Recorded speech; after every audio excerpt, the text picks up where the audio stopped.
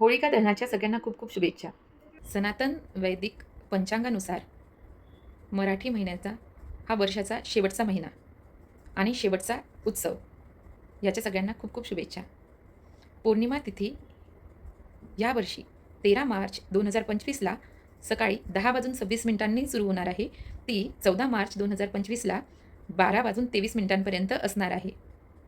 शास्त्रामध्ये फाल्गुन महिन्याच्या शुक्ल पक्षातील पौर्णिमे तिथीला प्रदोष व्यापिनी होलिका दहन सांगितलेले आहे.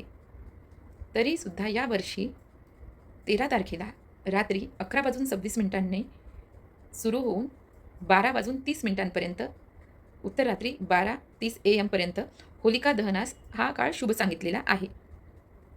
यावर्षी बऱ्याच लोकांचा संभ्रम होत आहे की चंद्रग्रहण आहे, तर त्याचे वेध काय आहे किंवा काय कसं करायचे. तर भारतामध्ये कुठेही ग्रहण दिसणार नाही आहे, तर या वेध किंवा याच्या इतर गोष्टी पाळण्याची किंवा त्याच्याबद्दल अजून बोलण्याची गरज नाही आहे. भारतामध्ये कुठेही ग्रहण दिसणार नाही आहे, म्हणून वेध वगैरे काहीही भारतात नसणार आहे.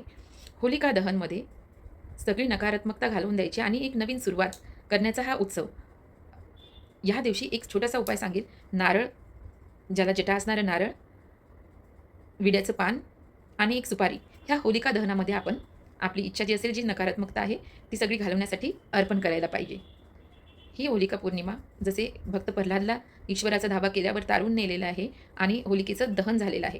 धुंडा नावाची जी राक्षसी आहे, तिचासुद्धा अंत याच दिवशी झालेला आहे.